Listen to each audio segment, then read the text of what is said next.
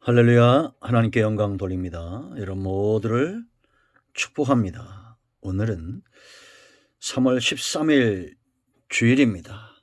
주일 말씀 묵상합니다. 요즘 요한복음을 묵상하고 있는데요. 이제 우리가 6장까지 묵상을 했습니다. 오늘은 우리가 외식하는 마음으로 하나님이 저에게 주신 감동도 있고 이 말씀을 전해야겠다라는, 이제 우리가 대선도 끝났고 해서 과연 요 시점에서 우리에게 필요한 말씀이 어떤 것인가를 묵상하다가 한 주 우리가 본문을 달리해서 말씀을 묵상하고자 합니다. 에스라 7장 10절 말씀을 묵상합니다. 기도합니다.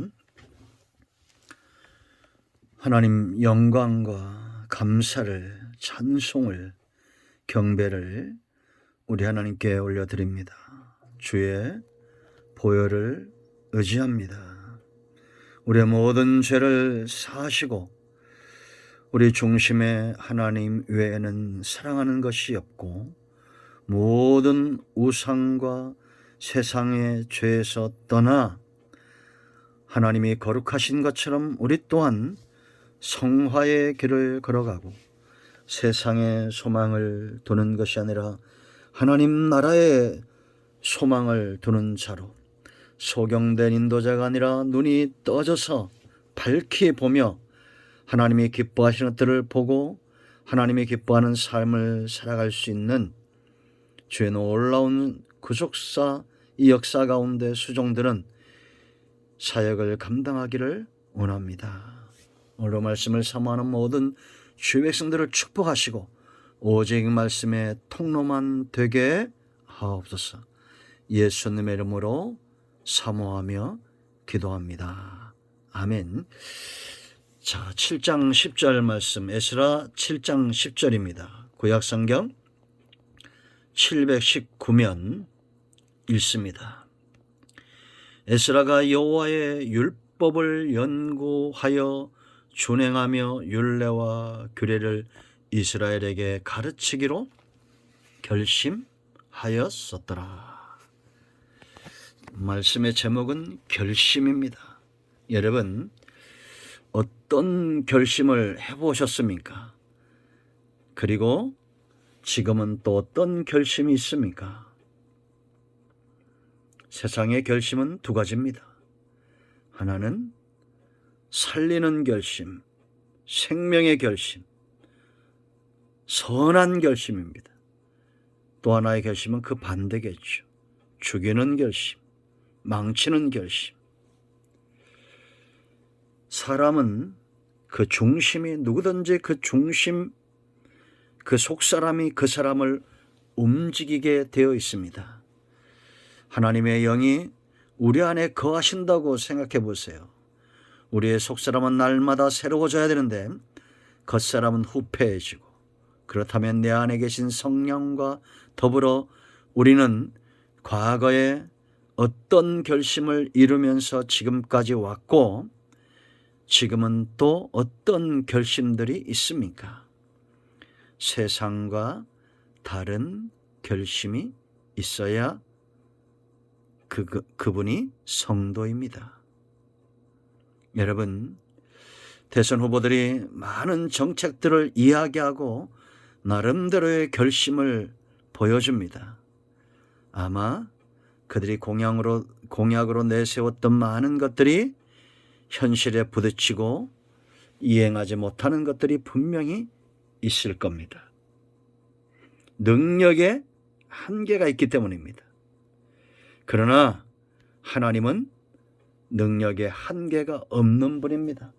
성도는 자기의 능력, 자기의 힘으로 사는 자는 성도가 아닙니다. 우리는 영적인 힘, 영적인 안목, 소경된 자가 아니라 밝히 보고 밝히 듣는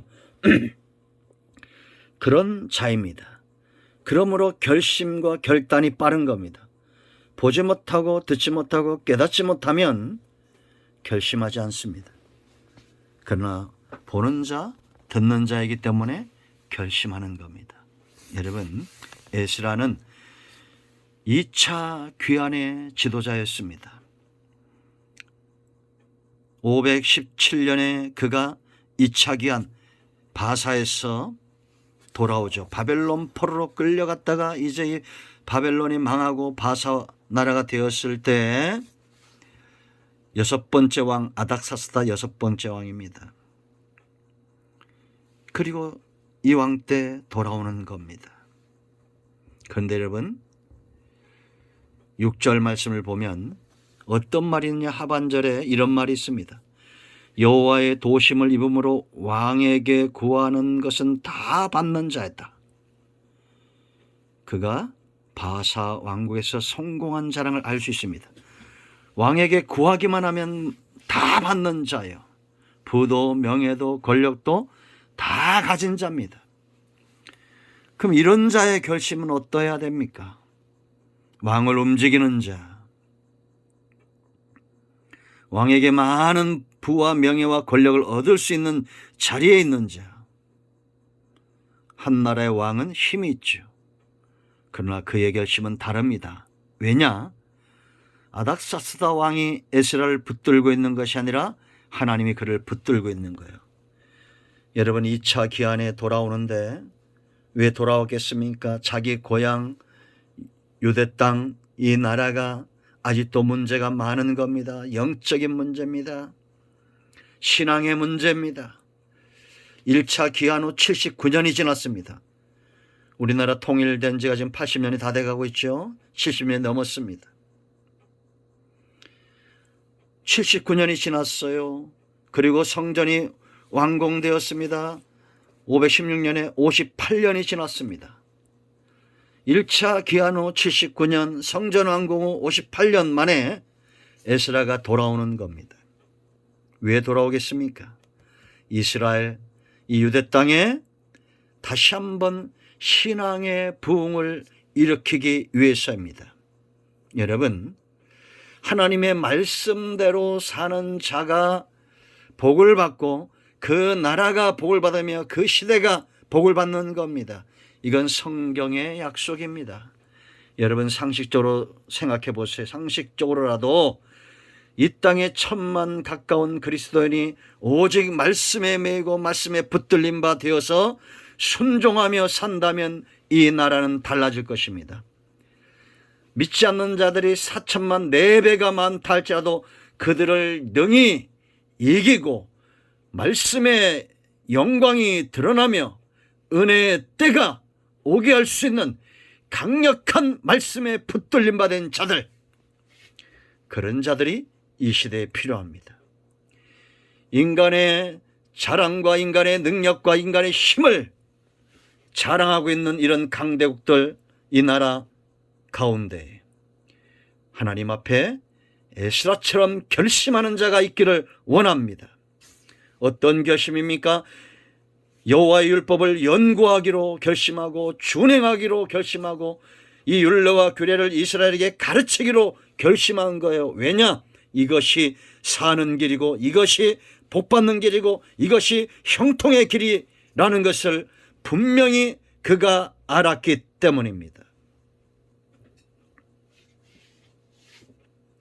먼저 그는 율법을 연구하기로 결심합니다. 6절 말씀 보면 율법에 익숙한 학자라고 그랬어요.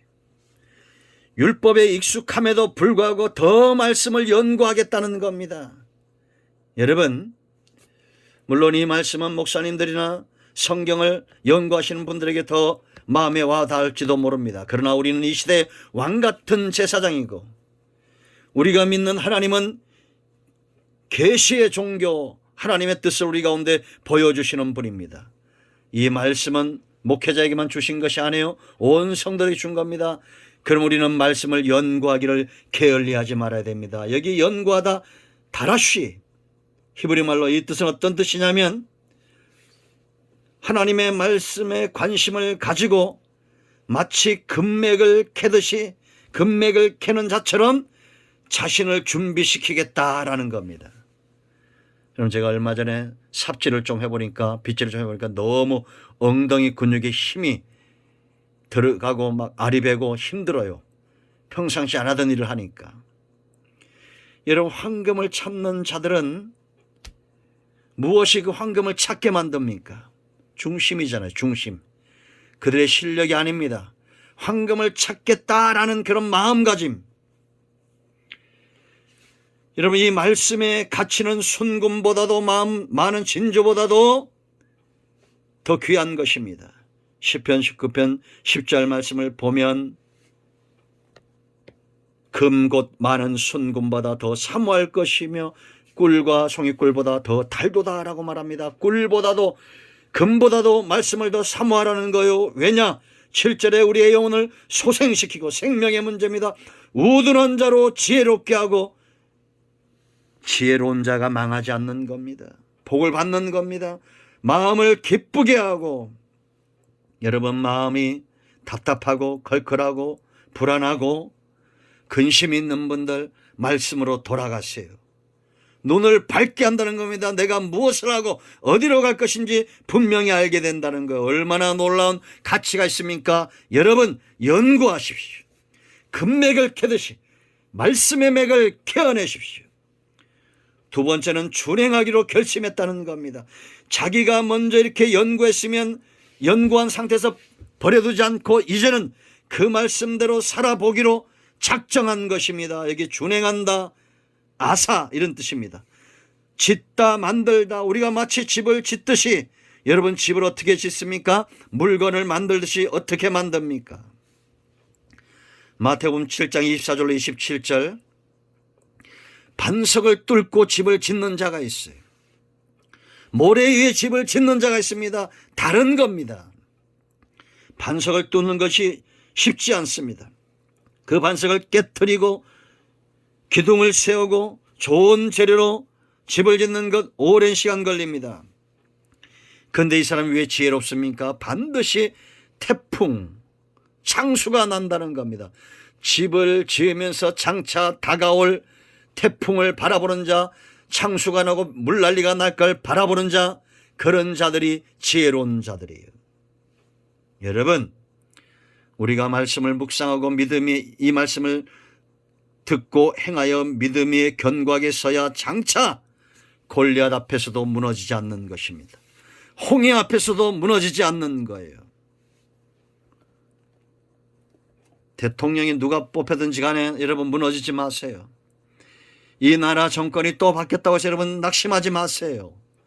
하나님은 여전히 이 나라 이 민족 위에 서 계십니다.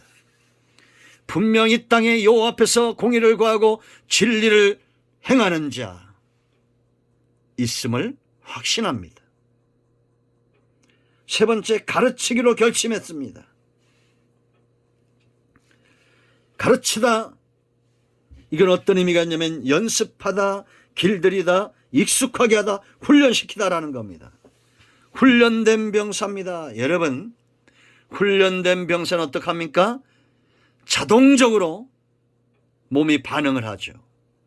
저도 운동을 좋아합니다. 잘하지 못하지만 좋아하는 거예요. 이건 큰 차이가 있어요. 그런데 이제는 공이 아무리 빨리 와도 몸이 반응을 할 때가 있습니다. 오랜 시간 훈련하면서 그렇게 되어진 거예요. 그런데 정말 감각 있는 사람들은 몇 번 안 하고도 그런 감각이 있어요. 우리는 어떤 상황에서도 말씀에 익숙한 자가 되어 그 상황에 대처할 수 있는 훈련된 병사가 돼야 돼요. 아멘. 자, 이런 결심을 두 번째 우리가 할 것은 어떻게 이 사람이 이런 결심을 에스라가 할 수 있었을까를 생각해야 됩니다. 그 가장 중요한 첫 번째 이유는 하나님의 도우심을 힘입었다라는 겁니다. 여러분, 우리가 주목해야 될 말씀이 5절입니다. 5절 마지막에 보세요. 여러분, 이 에스라가 누구냐? 아론의 16대 손이라 이렇게 말합니다. 아론 때부터 지금 에스라까지 16대가 걸쳐온 겁니다. 무엇이 느껴집니까? 하나님이 아론과 맺은, 레이지파와 맺은 이 언약에 신실하게 일하고 있다라는 겁니다. 오늘 저와 여러분이 사는 이유입니다. 하나님의 도우심이 있기 때문에 오늘 여기에 있습니다. 아브라함과 다윗의 자손 예수 그리스도 세계 속에 하나님의 자손들을 지금도 존속시키고 그들 가운데 은혜를 베풀어 주신다라는 겁니다. 자, 6절 보세요 여러분. 여호와의 도우심을 입음으로 왕에게 구하는 것은 다 받았다라고 말합니다.